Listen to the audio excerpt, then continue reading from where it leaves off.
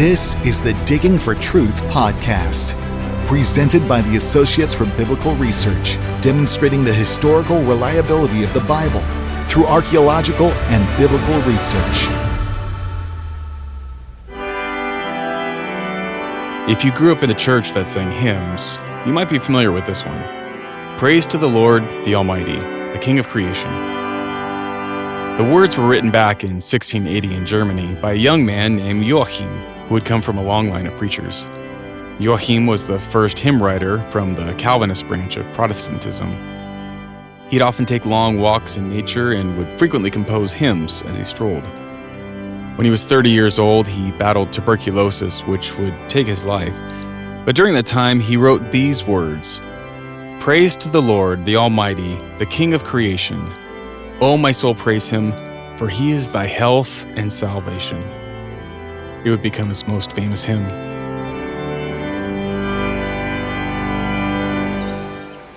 One of Joachim's favorite spots to walk and enjoy creation was a valley gorge that was a few miles from the city of Dusseldorf.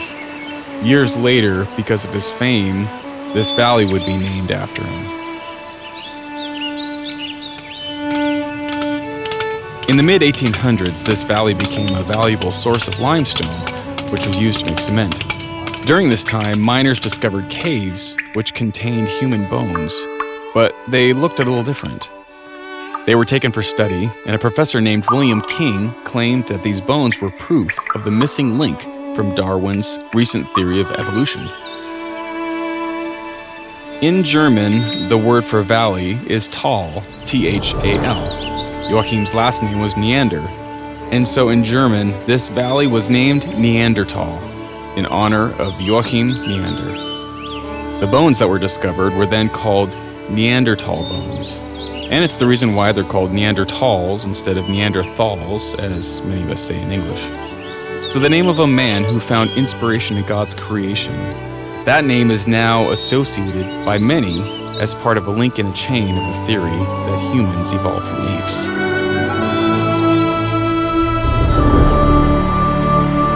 So, you may have guessed it, but we're going to be talking about Neanderthals and other ancient human remains.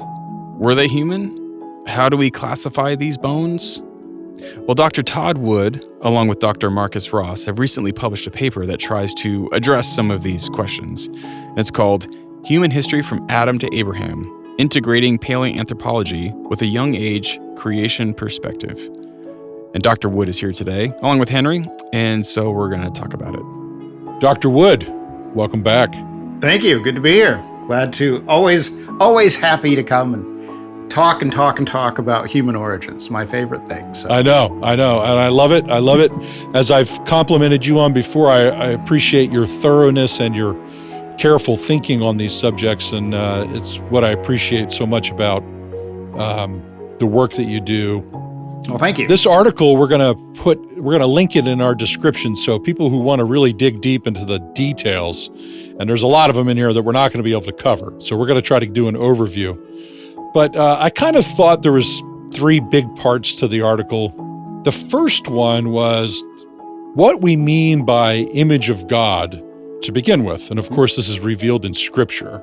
Mm-hmm. So before we tackle the question of fossils, we have to tackle the question of some kind of working definition of image of God. So share with us a little bit about your thoughts, reflections on that, if you would. Yeah, so image of God is, in Genesis 1, it functions as a kind of counterpoint to after its kind, right? So when God makes plants and God makes animals, he makes them after their kind. And then when it comes time to make humans, he says, let us make man in our image and after our likeness. And so people are made in the image of God, male and female in the image of God, both. And that image we later see right after the flood. God tells everyone there's no more, definitely don't go around murdering each other because you are made in the image of God. So we get there the idea that this is not merely a collective function of humanity. It's not that we all together are the image of God, but it is individual. You're the image of God. I'm the image of God. We're all individually images of God. And then in the New Testament, we have the emphasis on Jesus as the perfect image. And there it's a little hard to see it exactly because the language isn't there. It's not the same terminology, right? Because they're writing in Greek instead of in Hebrew, so it's not exactly parallel. But the early church fathers, the earliest church fathers, definitely picked up on this theme of Jesus being the perfect image of God, and that related back to God creating human beings in his image. So that's kind of the biblical scope of this. We are the image of God. Now, if you drill down into it, right, the Hebrew language itself, you find that the image there, the word for image is Selem. And I'm probably not saying it right, but there you go, Selem. All you Hebrew experts out there know how it's pronounced. So Selem is an interesting word because it's used in places for an image, an actual, like a graven image, right? Like an idol. It's not the only word in the Old Testament that's used for idol, but it's definitely used in places for idol. So we get that hint there, and that's a really, I think, very intriguing hint that the image here is serving us in a way that is, it's not serving us. It functions in a way that's kind of analogous to how people considered their idols, right? So if you had an idol in your house, it was a physical representation of a non-physical god. So that's one thing about the idol. It would sometimes declare certain ownership or allegiance, right? So if you went to a temple of a god, there would be an idol in there representing that god in that temple. And it would basically say that that temple is about that god. And then sometimes you might even have places where a distant ruler would come and conquer a land, and he would set up statues of himself. He would set up images of himself in order to remind you who's the boss, right? You guys and your little petty chieftains are not in charge here.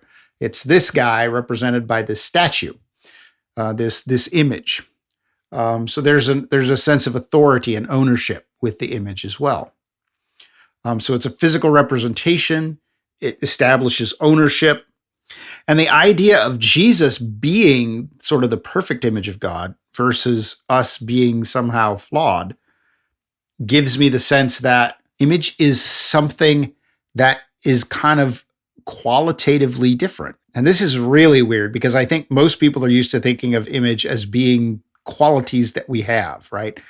If you talk to your average pastor, he's probably going to say, well, we're smart and we're rational, we're spiritual, we're capable of sinning and we're capable of obeying, we're capable of having a relationship with God. I think those are all part of the image. Right. But I also think that there's this sort of implicit notion that there are good ways of being an image, right? And there are not so good ways of being an image. It's not always the same across the board, even though everyone is, by virtue of being human, the image of God. So to be the image of God, then, in order to function in this way and to do these things, then we need those qualities. So we need, our rational minds to be able to rule well. We need our spiritual side in order to represent God well to creation, and so forth. All of those classical things that people equate with the image, I think they're things that make us able to be the image, that the image is actually what we do here in creation, right? Not necessarily some, quality that sets us apart from apes and primates and so forth. So, and that, I think, what I've outlined here is kind of, I think, keeping in line with a lot of modern thinking about the image based on modern Hebrew scholarship and modern Pentateuch studies and so forth. I'm probably going to, be corrected by some experts that may be listening and saying, oh, they didn't quite get that right, but that's okay. This is not just for the experts. This should be for everybody. And so sometimes you have to oversimplify. Yeah, that's really helpful. I like those analogies that you use. It's interesting. I was thinking of, was it Genesis 5:3 that says that Adam had a son in his image and likeness. Yeah. And he called his name Seth. So that it's interesting that we see explicitly that is passed on, whatever that quality is, with some of what you discussed, those qualities unique to us, nothing else is identified as image, right? God creates all the other creatures, but they're not identified in this manner. Correct. And then Moses adds likeness to that, is interesting, image and likeness, and it's transmitted. It's such a unique thing, and it's so interesting how it is right there at the beginning of that Genesis 5 genealogy. Yeah, I think you're onto a very important point there, that Adam recognizes his image in his son, right? So there's already there this notion that there's a likeness, that whatever image is, it's a resemblance. Yeah. And you might not see it all by itself. If you just had one person, you might not recognize the image. But if you had two or three, you could see the image because you can see that it's a resemblance, right? So I think that's very important. And I think that's very important for the physicality of the image, right? Because to be the image of God, it has to be physical. That's essentially what we get from all this idol talk, right? Because a stick is not an image of a god, and a rock is not an image of a god. But if you carve it the right way, then it can be the image of a god, right? Interesting. Kind of one of those silly things, right? And of course, in the New Testament, they'll seize on that and talk about, or actually throughout the Bible, they'll seize on that and talk about how idols are deaf and dumb and blind, and they're just inert wood and rock, and they can't do anything for you. Whereas the real image of God, us, we're alive and interactive and spiritual and living in community and so forth. We have that divine reflection in us, which I think is mirror remarkable. Might be another analogy that you could use. It's no analogy is perfect, of course, but that's another one. The mirror images me, but it's not me. Yeah, you know what I mean? Like, it's an image of me when I'm looking at it, but that image is not me myself. I'm me ontologically, but the image is reflecting me in some kind of ways. It's really fascinating. Well, we could probably explore that for our whole episode, but easily. But we wanted to lay this foundation because it'll bridge us to what the bulk of the paper that you guys wrote is about. And so I want to explore this next phase as we bridge over, and that is something that you've, in our previous shows that we've done together on the TV show, is talking about, okay, so what does that look like in terms of the fossil record? So how do we know, you and I, maybe I should put it this way, I run into a stranger on the street and I know that he or she is made in the image of God. Yeah. But when I dig up a skeleton from the past, that's quite an altogether different matter in terms of I'm not able to talk to the person and so forth and so on. Right. So the question that you guys tackle in your paper in great deal of detail is, what does that look like when we're investigating the past, and how can we tell, well, this skeletal remains was human image and this skeletal remain is not? And you guys lay it out, I think you call it concurrent criteria. So one of them is, for example, I'll let you expand on this, the use of tools. Yeah. So we know that like chimpanzees use tools. They do. But we don't consider them to be human. So It's not just one particular piece of characteristic, it's concurrent. You guys highlight like 6 of them or something. Talk about some of those, just whichever way you want to go with that. Yeah, well, it's exactly as you described, right? You have, in the archaeological record, you will find skeletons that look like our modern skeletons. So you're pretty safe in assuming that must be human. You'll often find them laid out neatly, right? Arms to the side, legs forward, like they're sleeping on their backs.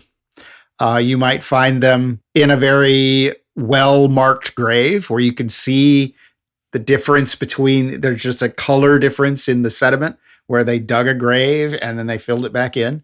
They might be carrying some kind of ornamentation or other artifact with them, something that they made, a tool or something like that. And so you put all those together and you go away from the archaeological record very confident that was a person at some point, and he died and was buried and so forth. But then you have this other stuff, like you said, like Neanderthals, right? Where you come to a Neanderthal site, and they're all quite different. It's not always obvious what you're looking at, because the clear evidences that we find in the archaeological record really aren't there when you look at Neanderthals. It's not obvious anymore. And the skeletons tend to be kind of outside the range of what appears to be modern people, right? So they don't look like modern people. There's quite a lot of differences throughout the skeleton, even though they're pretty subtle differences. So we began thinking, well, how would you know if you have these divine qualities, essentially, rationality and you're reflecting God through your behavior, could you recognize those kinds of things in the remnants that we discover along with these skeletons? So one of them we said was, like you said, sophisticated tools. And we qualified that with sophisticated because we now know, after a lot of research and a lot of observation, that there are a number of primate species that are able to basically bang stones together and make the simplest tools, what we might call, well, various different sorts. There's sort of the Lamechquian kind of tool, which is just rocks banged together. There's Aldewan tools, where you're banging off flakes in order to use them for cutting. But when you get to something like a hand axe, right? So generally it's going to be shaped on both sides. It's going to be like a teardrop shape. You're going to see chipping on both sides. And then it's used, you would hold it on the broad end and you would use the pointy end to do your cutting. And so there you have a much more deliberate crafting of the tool, right? You have in mind in your brain, I want to make this kind of a shape. It's not simply, I'm going to bang these rocks together and hope I get a sharp edge that I can cut with. No, you have decided I'm going to carefully chisel away at this rock until it gives me a sharp edge. So there's a certain threshold that we kind of have to think about when we think about those kinds of tools.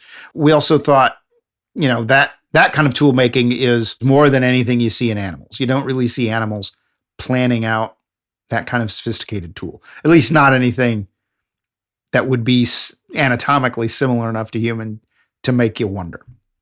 Then we thought, okay, well, so we've got tool use. Maybe we could use something like artwork. And this has been a really interesting area, mostly, I would say, in Neanderthal studies, where people have been finding things like pigments that had been basically gathered by the Neanderthals and apparently used for something. We found little, and this is really interesting, things like little teeth or little shells where they've been bored through to make a little, and it looks like a bead essentially. And there's evidence that there's wear around the bore hole, which tells me that it was threaded onto something. We have evidence of those kinds of shells with the bore holes that have pigment on them. So they made the little shell bead and then they painted it. So that kind of artwork, that's just sort of gratuitous, right? There's no survival function to it. It's just something that people do because we can. There's that creativity, right? God is a creator and so are we. So we thought, that's probably an evidence of something more than just animal behavior. And so we had a bunch of those kinds of, another one was exploration or dispersal. So sometimes you find stone tools out on very remote islands. One of the most intriguing ones was stone tools found on an island called Socotra. And Socotra is a continental island that is off the Horn of Africa. It's technically under the administration of the country of Yemen on the Arabian Peninsula. But Socotra has this cache of stone tools. And even at the time at which the sea level was the lowest that we know of, it was still 50 miles off the coast, off the nearest coast. So it's not an island that you could see in the distance and think, I want to go see what that is. This was whoever made those stone tools must have been out exploring, I guess. So that's a thing that I guess animals get washed around by storms and stuff, but that strikes me as something that someone went into a boat and deliberately went over to that island, or deliberately went out exploring and discovered that island or something like that. So those kinds of things. And then, of course, we said we need them. We need those characteristics. It shouldn't just be it makes stone tools, so it's human, or they bury their dead, so they must be human. We decided, no, it should be more than that, right? And this is where the whole analysis kind of gets a little fuzzy, because what's your threshold, right? So with Neanderthals, I can show them making art. We can show them burying their dead. We can show that they made very sophisticated stone tools, including using tar to make glue in order to hold together composite tools, probably a stone tip on a wooden shaft, something like that. They are explorers. Their tools are found on islands. Their remains are found deep in caves, in the dark zone of caves. So we know they were going in places that most animals are not going. Yeah, you put all those together, and I think it's pretty clear that Neanderthals are exhibiting all the kinds of features that we would expect from the image of God. They're doing so in a very limited way. And I say that mostly because of the sophistication of their culture, right? They don't have big cities. They don't have metalworking. They're not making a lot of cave art. They're living very simple lives. But nonetheless, the kinds of things, the quality of the evidence that they're leaving behind makes me think this must be human. But then you get to something like, let's say, Homo erectus, where there you sort of scratch your head, because that's a much harder question. You don't have clear evidence of burial. In fact, for Homo erectus, we have limited evidence of the skeleton altogether. One of them comes from the country of Kenya in Africa. It's called the Nariacotomy skeleton. And it was found in the dried up remains of a stream bed.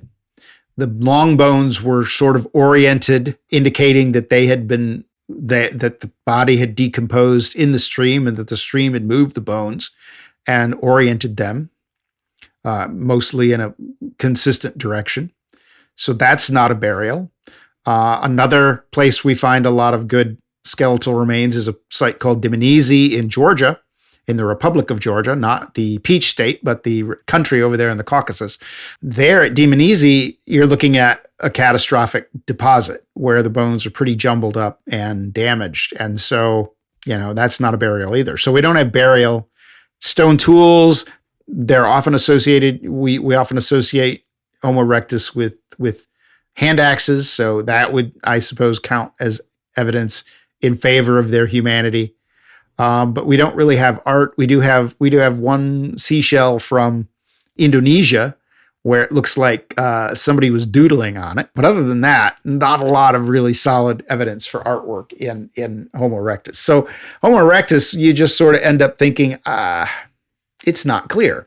The stone tools seem very compelling, but the other sorts of related kinds of things you would expect people to do, they don't seem to be leaving that evidence behind.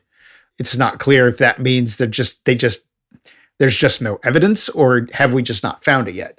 My suspicion is we just don't know enough, and we're still discovering about these things. So sorry. Yeah, go ahead. No, I was going to say, in your article, you make the point that even though we we do know in some ways a great deal about these remains, and people have spent a lot of time studying them. The evidence is very fragmentary on the whole, like the scope of all of that. And so you guys do a nice job in there of pointing out that, hey, here's what we got, but it's on the whole pretty limited. And so we have to be careful about extrapolations and all that, and just treat the evidence with care. So lots to talk about, but at the same time, caution should be taken. Just want to mention here to our audience, we're here with Dr. Todd Wood, and he's just surveying a little bit about some of the qualities that we would expect to find in behavior in people groups living in the past that would identify them as human. For those who want to look deeper, we're going to put a link in our description where he and his co-authors go into more detail about Neanderthals, Homo erectus, our friend Homo naledi, which we've talked about a few times, Todd. So we won't belabor Homo naledi here, but that's another one, and we want to encourage people to take a look at that.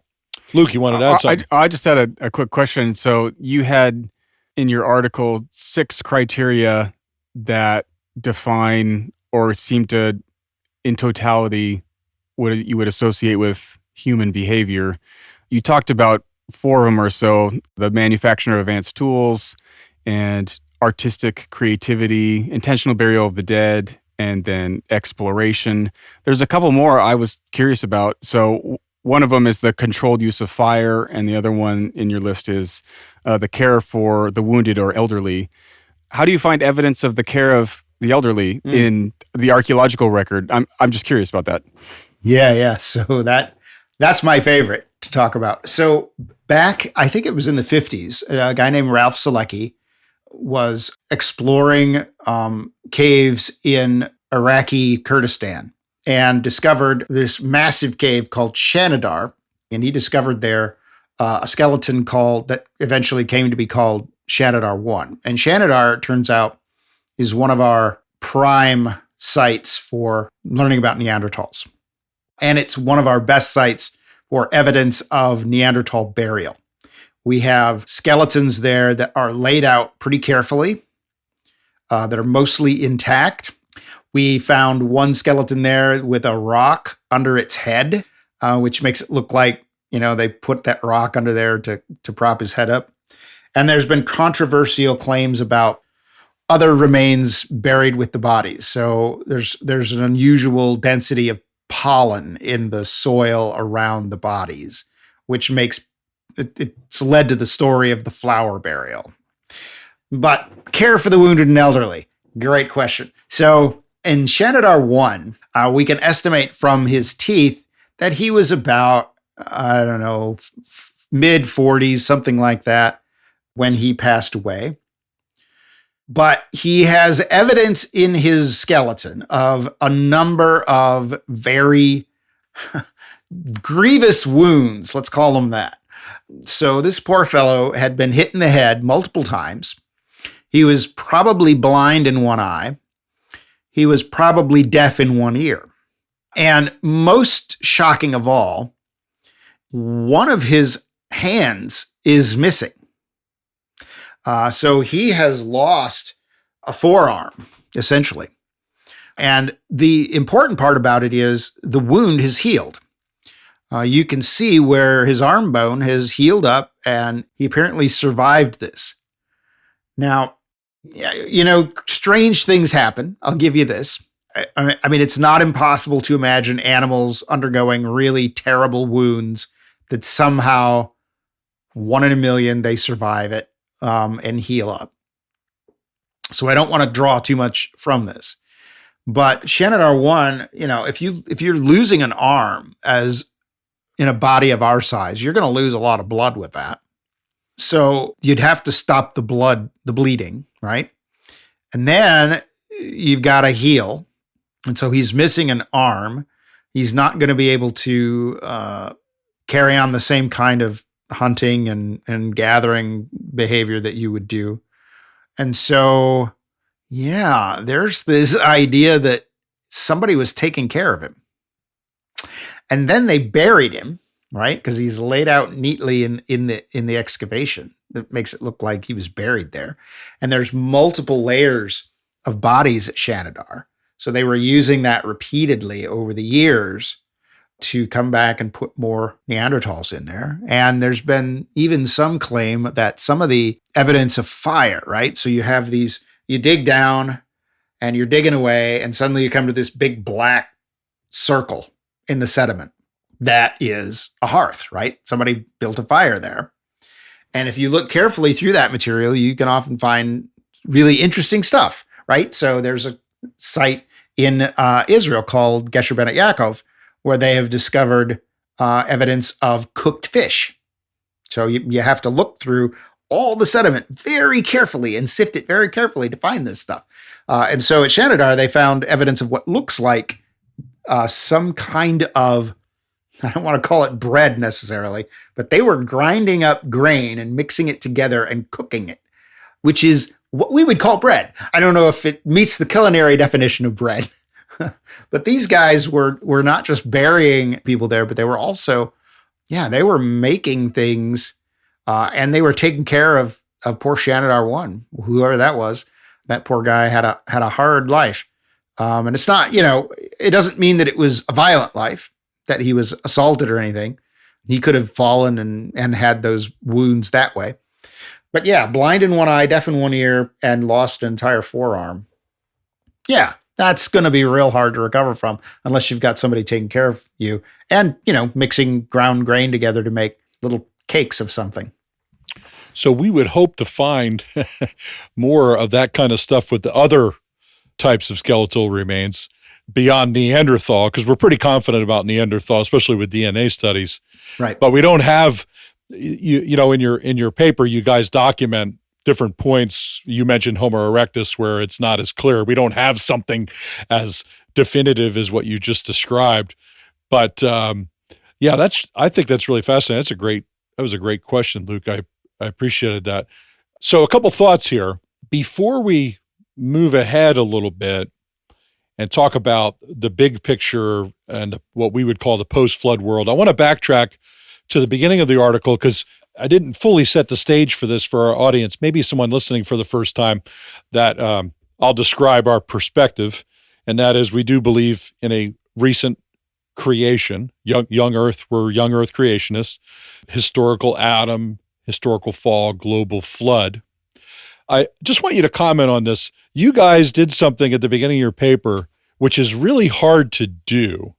And you kind of summarized in a way, look, we know that when you talk about origins, there are libraries full of subject matter that bear on this subject, like radiometric dating, carbon-14 dating, and a whole slew of other things. I feel this cognitively anytime I engage with someone about Genesis 1 to 11.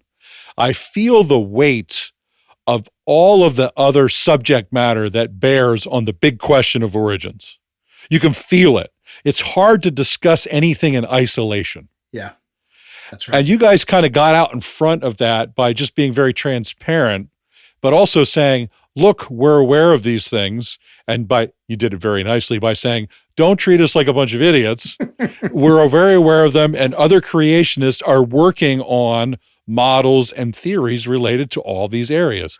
Yeah. Tell us a little bit about that, because I thought that was a really good way to set the stage for the whole paper. Yeah, I think that's a really good way of describing it, feeling the weight of all that stuff. And yeah, when you do get into a conversation with someone who is maybe a skeptic, maybe not a Christian believer and maybe a skeptic, it feels like they're hitting you with a machine gun of one bullet is radiometric dating, one bullet is, stratigraphy and the fossil record, and one bullet is genomics, and one bullet is human fossils and all this stuff. And it comes so fast. It's rapid fire, and it's hard to talk. It's hard to get any sort of word in edgewise sometimes, it feels like. Yes. But yeah, I felt like we needed to sort of admit this paper is going to be about one topic, and that is there strong evidence of a transition from non-human to human, Or is it possible to look at the record, archaeological, paleontological, and so forth, as evidence of human and non-human creatures? And that's really all that we wanted to do. There are people working on radiometric dating. My colleague, my co-host on our podcast, Let's Talk Creation, Paul Garner, he just published a pretty big paper last year on radiometric dating, looking at consistency in published radiometric dates and how well they match up and whether there's systematic differences between them. So yeah, that kind of stuff is happening, and there's climate modeling going on, and there's genomic studies going on. And the fun thing about being in a creationist community nowadays is that you don't have to be the Lone Ranger anymore. Nobody has to be Superman and save the world single-handedly. Yeah. We know, okay, these people over here are doing that, and these people over there are doing that. And yeah, sometimes we think, I don't think he's doing it very well, but yeah, sure. It's okay. I mean, but we have people doing these sorts of things and contributing to the overarching creation model, which is a pretty tremendously exciting thing. Nobody has to carry the whole weight themselves any longer. It's just not necessary. So go ahead and specialize. And so we decided we want to specialize on this question of physical anthropology, this question of, okay, we've got all these hominins and things. And what about all that? What does that all mean, right? So for example, you, Henry, I mean, you've dug at Shiloh. Correct. Have you dug at Ai? Were you part of the Ai excavations? Yes, at Kerbet El Makadr. Okay. Yep. So yeah, so you've dug over there, and you've mostly been looking at stuff that is what, late Bronze Age, early Iron Age, something like that. Pretty that much transition. Yeah. Yeah. Substantial portion at Shiloh is Iron Age stuff, but there's early stuff too. Even middle bronze occupation at Shiloh. Sure. Yeah. Sure. Yeah. So you guys are familiar with that. And I would say most biblical archaeologists are living in that realm. They're living in essentially the conquest and after, right? And some of them might be playing around a little bit with maybe the Exodus, maybe, which Pharaoh is the Exodus Pharaoh and that sort of thing. But then when you read a book about, anthropology, you're going to encounter the Stone Age, right? There's this whole other thing down there. And so that's kind of what we wanted to get at, right? We're trying to sort of bring that into kind of the biblical perspective of how the world unfolded, right? So if there is this Stone Age, if that is actually a thing that happened, then what is it?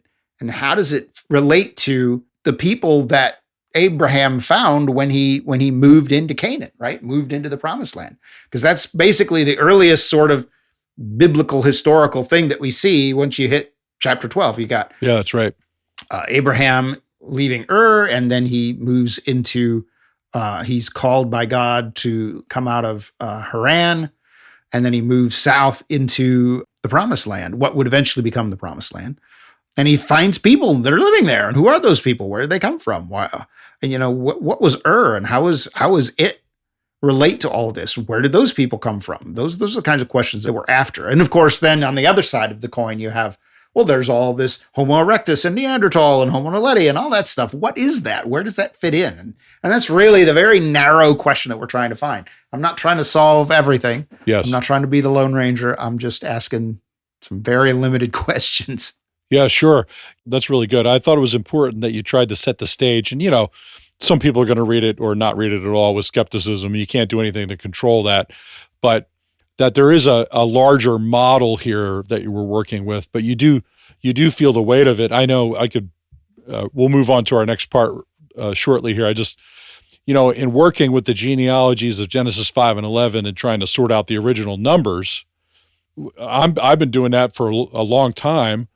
I'm doing my PhD in that essentially, but integrated with that is the lifespans Yeah. of the patriarchs, which goes all the way down to Abraham, Isaac, and Jacob. Right. So when you're talking about, and I'm bringing this up merely for the point of the large-scale integration of whatever approach you take to Scripture, and the model that you're developing has implications that go across millennia.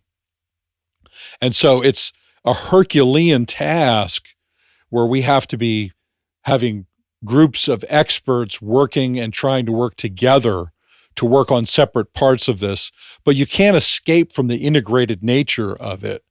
At the same time, like I'm focusing on the genealogies, I can't make a defense of why people lived for that long, because that's a whole nother dissertation in and of itself. Yeah, at least. Yeah, right. So anyway, it's interesting. It resonated with me, and I appreciated the way you guys tried to deal with that in a concise way.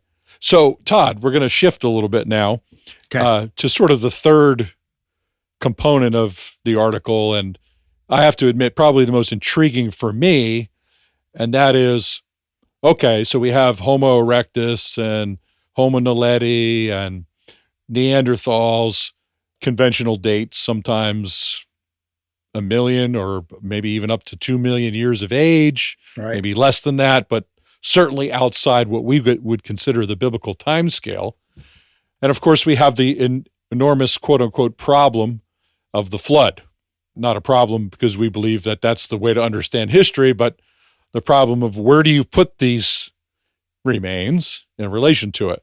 So tell us a little bit about how you guys explored that, and we'll build it from there. Yeah, I think, like you, this is the most interesting part, right? So when you find a fossil, identifying what it is kind of the least interesting thing that you can do, in a sense, right? Because you go digging at or digging at Shiloh, and you find an animal bone, and you identify, well, this was a sheep. That's at Shiloh, especially. I mean, that's nice. I'm sure you find lots of sheep bones, but really the most interesting part about it is what they were doing with the sheep, right? Shiloh was where the tabernacle was. So when you find a lot of sheep bones at Shiloh, you realize, yeah, they were sacrificing at Shiloh. And the world of those people then really sort of comes to life in the debris that they left behind. And that's really what we're kind of after. We're trying to figure out, all right, well, if we can identify certain things as human, then where do they fit in biblical history? How do you understand how they all fit together? And how does it blend into the later history that we have more clear records of and more clear correlation with the archaeological record?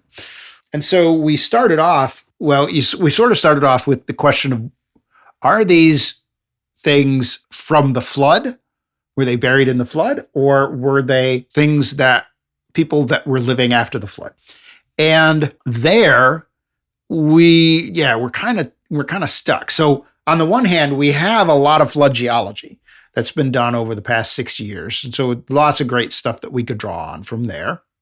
But then we have the whole radiometric dating question, which that's a separate thing that we didn't really address at all in that paper. So how can you tell if something is a post-flood skeleton or a flood skeleton? And for a long time, most people would have said, most creation scientists would have said, well, these things are from after the flood. And they would give various reasons why they think that.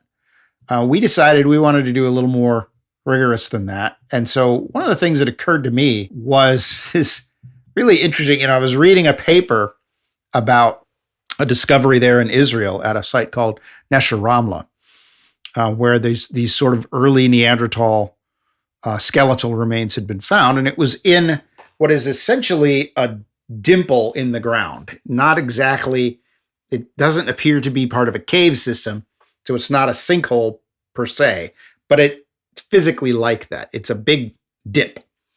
And in that dip, there were these fossils. And they described it as being carved into or, hollowed out of Cretaceous limestone. And I thought, oh, Cretaceous limestone. Well, that would be, based on the best reckoning that I know of from my creationist geology colleagues, that would be deposited in the flood. So if there are fossils in this on top of that material, up top of that flood rock, they must have come there after that rock was deposited. And then I just decided, well, how often does that happen, right? So I started looking. We made this massive list of 100 or so Neanderthal sites, and I started going through them all and classifying them. Most of them were cave.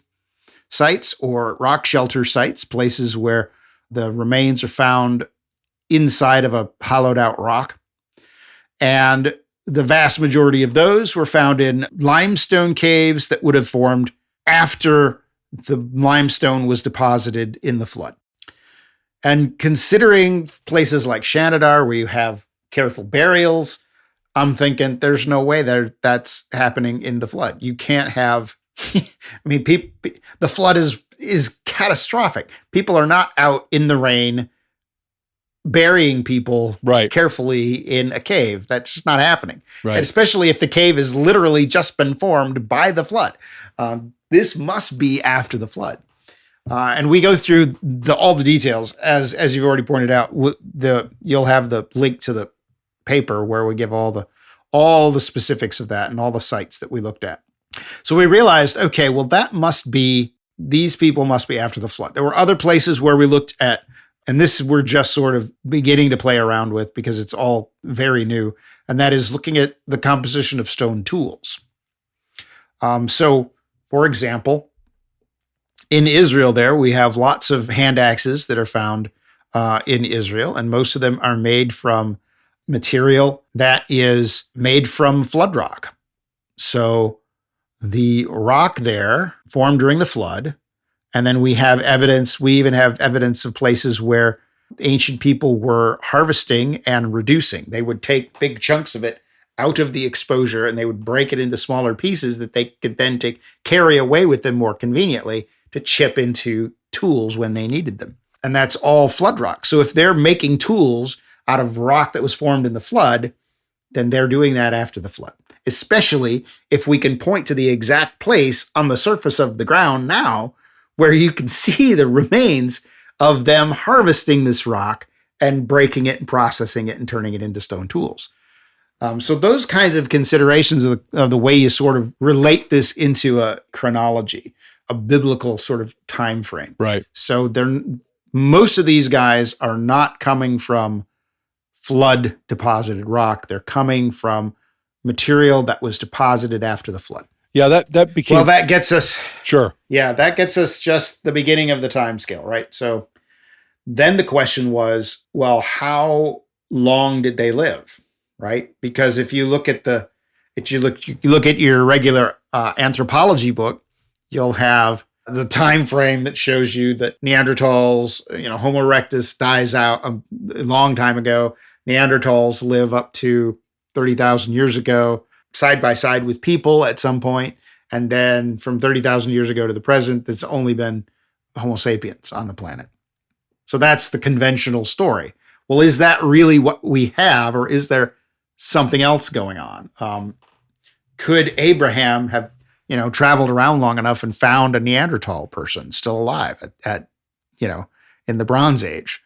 So there we had to sort of dig into, and this is kind of ongoing work. I am still studying this question because this to me is the most fascinating question. Because you can imagine in our modern world, we have a lot of geographic variation, right? If you go out to the jungles in the Amazon, you're going to find people living very comparatively primitively to what we are living, right? In the developed world, right. North America and Europe. So there are these geographical variations. So I'm thinking, okay, is it possible then that we've misinterpreted this and that Neanderthals and Homo erectus and these other humans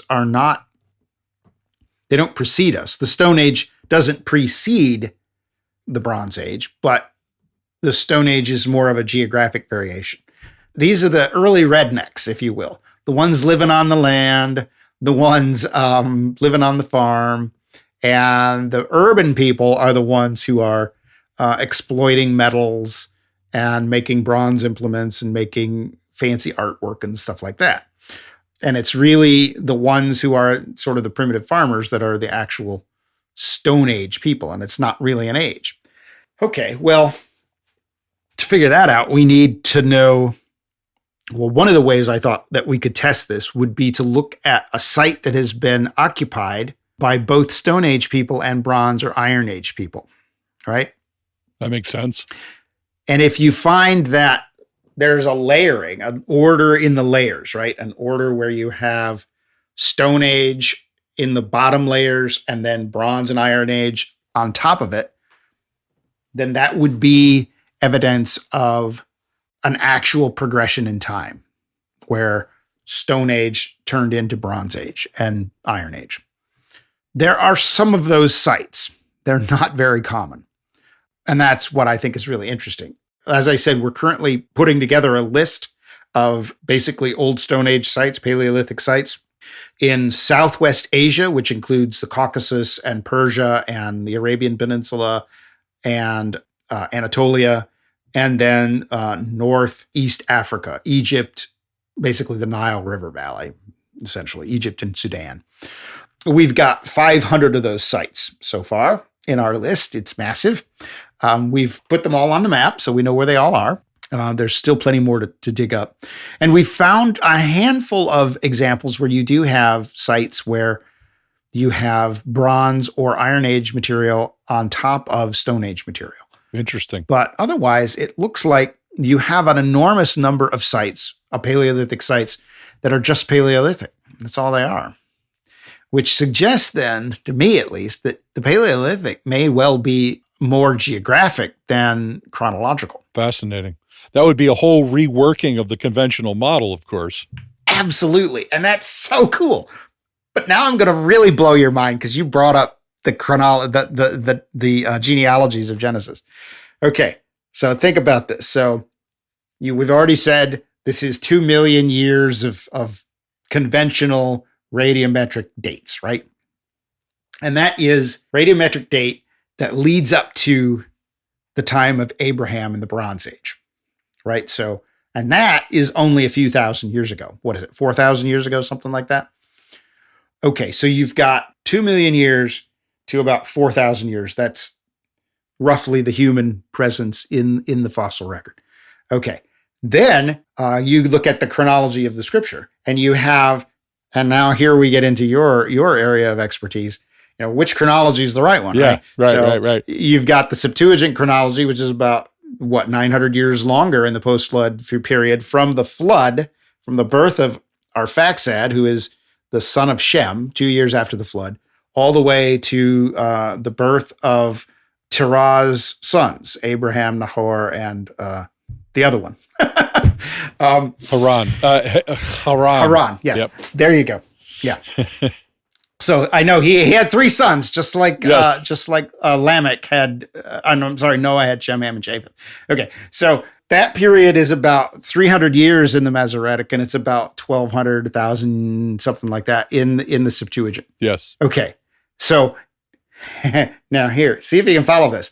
2 million years ago, we have, in the conventional timescale, you have the advent of human cultural remains and physical remains in the fossil record.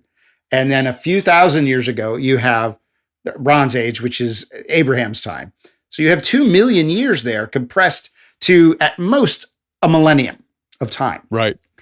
And you have the lifespan of the patriarchs. It's decreasing through that time period, but you still have people living to 400 years, 200 years pretty regularly.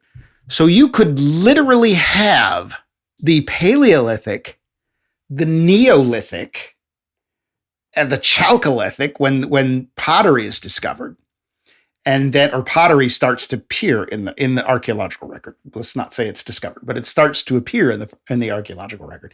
And then the beginning of metalworking in the Bronze Age, in the Copper Age and the Bronze Age. That could literally be one person's lifespan. And if you go with the Masoretic, right? The Masoretic has Shem is still alive while Abraham's a teenager. Correct. Right? Correct. So Shem has literally lived through the Paleolithic, the Neolithic, the Chalcolithic, the Copper Age, the Bronze Age. He's lived through it all. And now I'm thinking, oh my, this really changes a lot because, you know, if you think of it in the conventional way, you're thinking of it as, okay, there's cultural advances, right? Technological development. They're discovering how to make better stone tools. They're discovering how to use wood to composite with their stone tools. They're discovering, oh, metal could be used to make implements. They're discovering these things. They're figuring out how to make pottery. They figure this stuff out. It's technological advancement. But if that's actually a person's lifespan, that's not really what's happening. It's not generations of people learning to improve on past generations. You could literally have one guy who says, I remember before the flood, we had metal stuff. We ought to figure out how to find that. But in the meantime, for this year, we're just going to use these stone tools to go around and hunt and gather and stuff.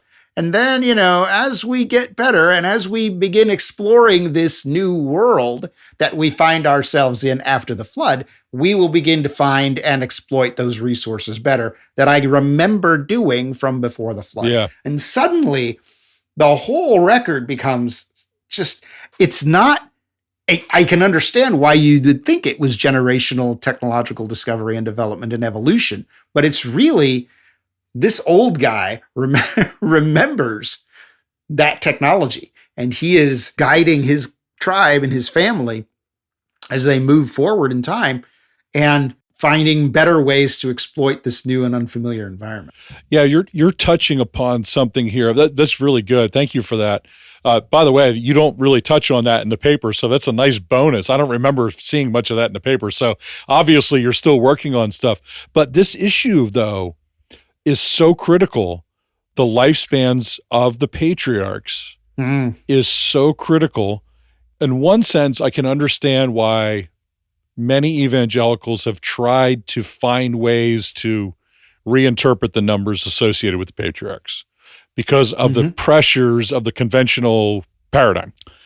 But if you take those as actual ages, which I do, and I think there's lots of reasons for that from an exegetical standpoint, this changes radically the whole way that we understand this early period to the point that you just made. It also would change, I don't know how, from a technical standpoint, because I'm not a scientist, our understanding of the skeletal remains, right? Because our assumption, I guess, has been, okay, Shem lived to be 600 years old, that his aging process was much slower. Yes. But we don't know, did Shem look like a Neanderthal? Did Shem look? We don't know. Like, I'm not calling Shem a Neanderthal in the modern sense of the term, but I'm just saying, not in the pejorative sense. Yeah, in a pejorative sense. Just simply, this is going to make us really radically reflect on the assumptions that are there. And of course, from the youngest creationist perspective, everything is a radical re-perspective when you really think about it. Yeah. But this is an area that's been explored less by our community, for sure, as opposed to geology, for example, which, Whitcomb and Morris famously set off over 60 years ago, right?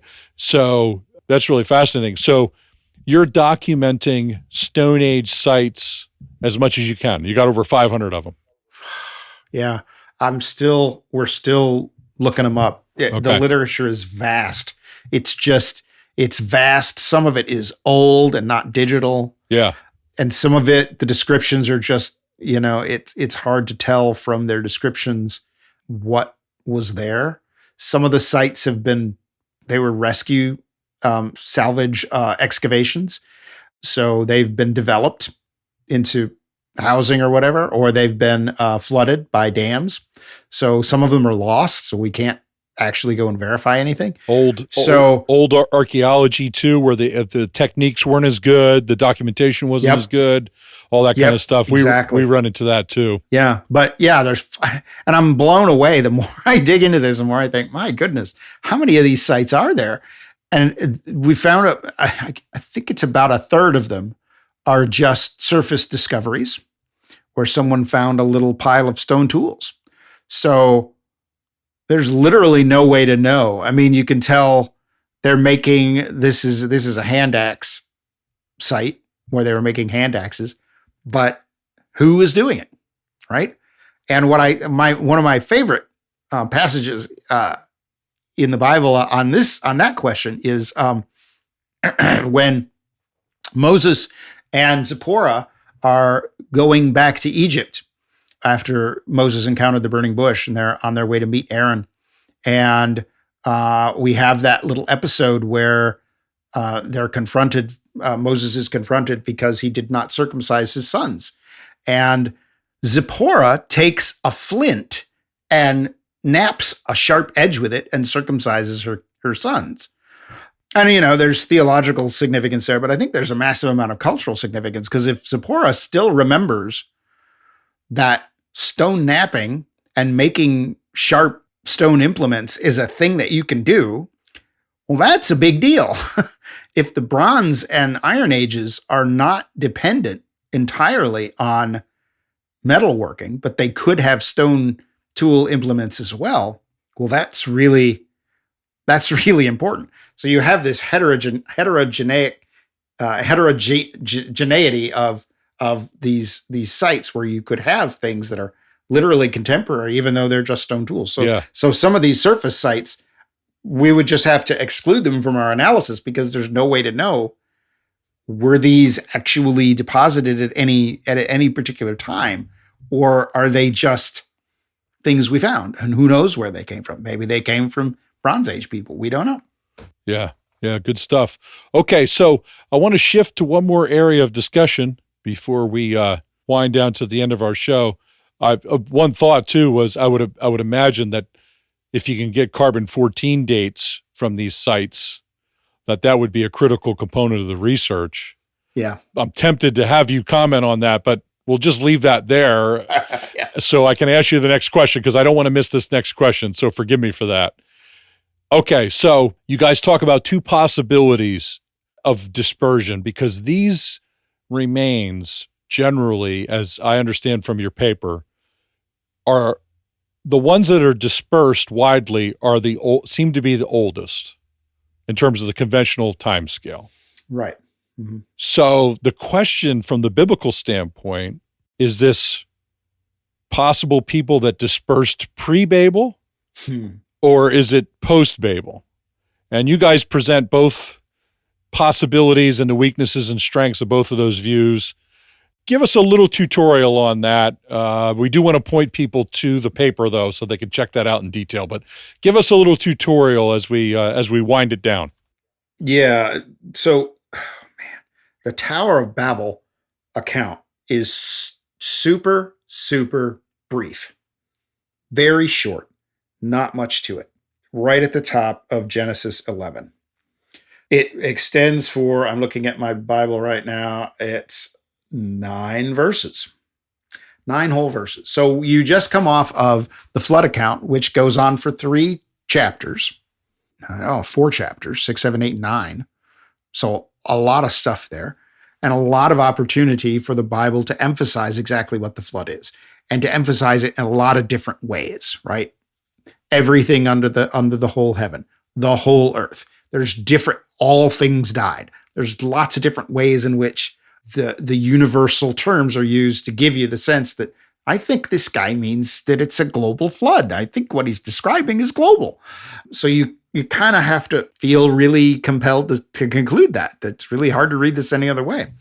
But then you get to Babel, and you have this really tantalizing opening here.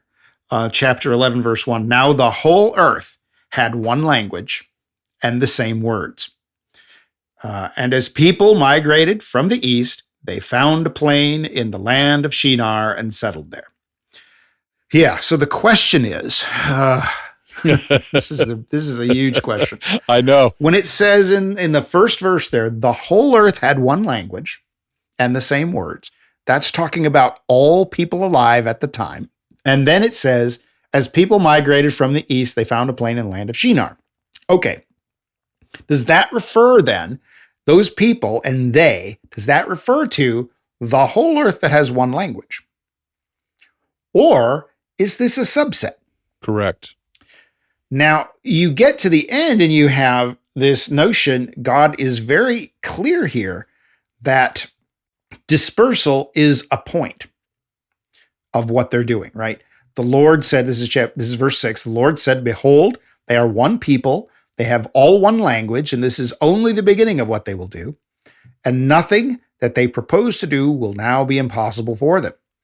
Come, let us go down and confuse their language so that they may not understand one another's speech. So the Lord dispersed them, and that's really interesting. He says, I'm going to confuse them, and then he says, the Lord dispersed them from over the face of the earth, and they left off building the city. And therefore its name was called Babel, because there the Lord confused the language of all the earth. And from there, the Lord dispersed them over the face of all the earth. Now that sounds like, to me, okay, he's saying that everybody was together building Babel, whatever it was, and that the Lord was not happy about that. Remember when Noah got off the ark, God commanded him, be fruitful and multiply and fill the earth. And so here are a bunch of people who said, nah, we're going to stay together and we're going to build an empire together. So the Lord is not happy with that, and he disperses them, forcefully disperses them and confuses their language so that it becomes much more difficult to get back together again. Now, the alternative view, which is actually, I think, quite popular among most biblical archaeologists that I know about, probably not you, but a lot of the other modern commentators on this would take the view that what they're talking about here is a limited subset of people. So when I ask the average Bible commentator, the average biblical archaeologist, what do you think about Neanderthal? They don't care. Babel is just the Semites, the descendants of Shem. It's not everybody. And they'll say that for a couple of reasons. One of the reasons, when they get ready to build, they said to one another, come, let us make bricks and burn them thoroughly. And they had brick for stone and bitumen for mortar. Now that technology there that they're describing, the burned brick, the fired bricks, and the bitumen for mortar, that's a pretty well-known technology in the archaeology of the Mesopotamian region. Yeah, third millennium BC. Exactly, right? So you can actually say this is when it starts. So they're talking culturally about this time period. That's how you can say where it is, when it is, I'm sorry.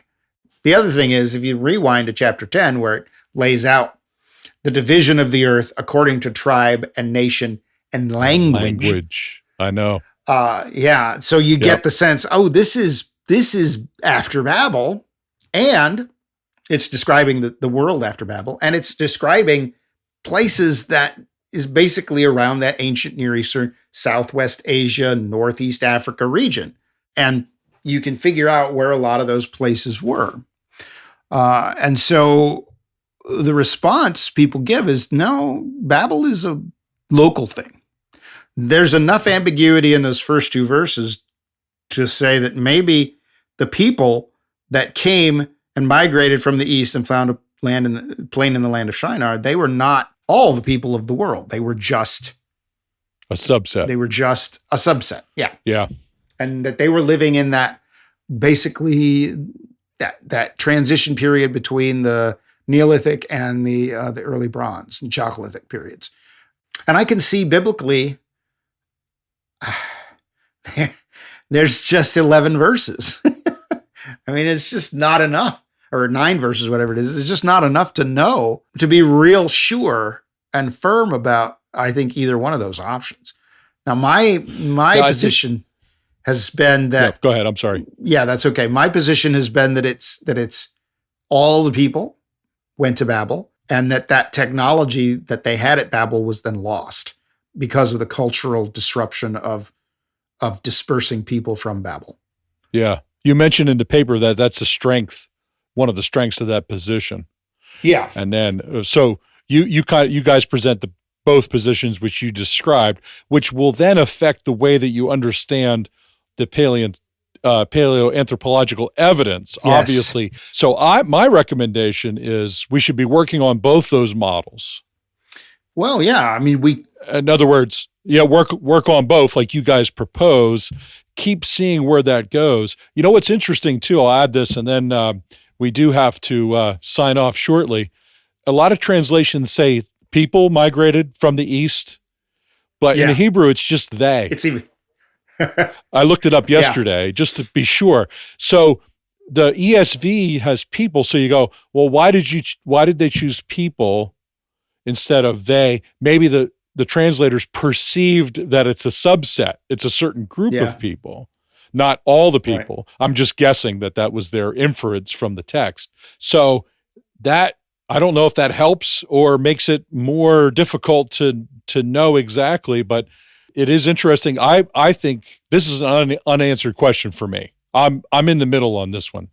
Yeah, because I can see what the advantage of the other position, the advantage of the subset idea is that Neanderthals and Erectus, these are the earliest dispersers. There's not very many of them, right? There's not very many at all.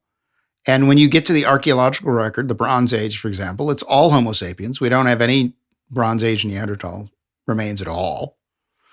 So something happened at Babel then to make essentially modern Homo sapiens people become the dominant people on the earth, and these other early dispersing tribes that were living off the land sort of get absorbed by the Homo sapiens being dispersed from Babel. Yeah. That's a powerful model too. Yeah.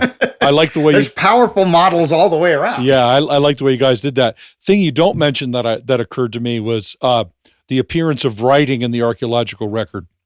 The languages that just pop up out of the ground all of a sudden in the archaeological record. That's another component of this that needs to be explored, which we can't get into, but that's a big part of tracing the breadcrumbs here. Yeah. I think. Because, you've got these independent languages that appear, even right next to each other, like the Sumerian and Elamite languages are literally next door to each other, Yes. and they're independent languages. Yes. So that needs to be worked out. Language isolates. Yep. Yeah, exactly. As part of the model. We only get that once they start writing things down. Yeah. And you wonder is that a result of the Babel confusion? Now we need to write everything down.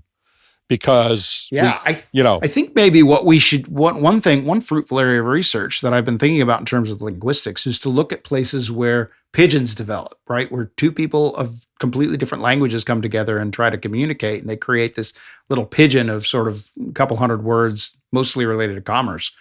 It would be really interesting to examine that and see how that might help us understand, like you say, these side by side. These two languages that pop up in Mesopotamia. Yes. Is that related to Babel? And do we see the effects of people trying to get along, trying to create pigeons to speak to each other, even though they don't understand anything the other person is saying anymore? Well, Todd, thank you so much for this. There's more to explore. We want to encourage people to check out the article. We didn't have a chance to talk about the Dmanisi skulls, so we want to encourage people to read about that and their proximity to Urartu, where the Ark landed. We'll just put that out there as a teaser. Please check out the article. Set aside some time, though, because it's a bit of a grind, but it's great stuff. And one more thing that I wanted to comment on or add in is just I like how whenever we talk to you on Digging for Truth, Todd, there's always this, you do a lot of scholarly stuff to try and line up and define these ancient humans, but also there's a bunch of stuff that you're like, well, we just don't know. And we're cool with that. It's not this, well, we have it figured out, because I feel like that's also what the conventional science says. Well, we got it figured out. We got all these transitional humans that turned into human. We got it's done. We got the years locked in, and I appreciate what you have been doing and are open to. Hey, we're studying this, but there's still a lot that we're trying to figure out, and you don't have the answer, or you're working towards the answers, but there's still unanswered questions, and you're okay with that, or at least you seem to be okay with it. Agree. Yeah, it doesn't keep me up at night. Although I do wonder, sometimes I do lay awake wondering about things and what's my next big project going to be. But yeah, no, I think it's really important for people to understand that a lot of, when you think about paleontology, you go to a museum, you see a big dinosaur skeleton that's set up, and that's not what it's like in the human fossil record at all. We're dealing with scraps and basically the garbage that dinosaur people wouldn't want to deal with. So yeah, there's a lot that we don't know, and it doesn't really matter what you think the fossil record is. We're still learning. We're all still learning. Yeah, good stuff. Appreciate everything you're doing, Todd, you, and of course, Peter and Marcus for working together on this article. I enjoyed it so thoroughly. This is an area of interest to me personally, and I'm just looking forward to hearing more about where you guys go with the research. But keep up the good work, and we'll have to have you back on again. Yeah, I'd love to come back and talk about Dmanisi. That's a fascinating subject all by itself. All right. Well, let's do it. Thanks, Todd. Appreciate you, man. Yep. If you want to go even deeper, make sure you read Dr. Ross and Dr. Wood's paper. We've got a link to it for you in the show notes. And that's all we have for today. Until next time. Digging for Truth is a presentation of the Associates for Biblical Research. To find out more about ABR, just go to BibleArchaeology.org.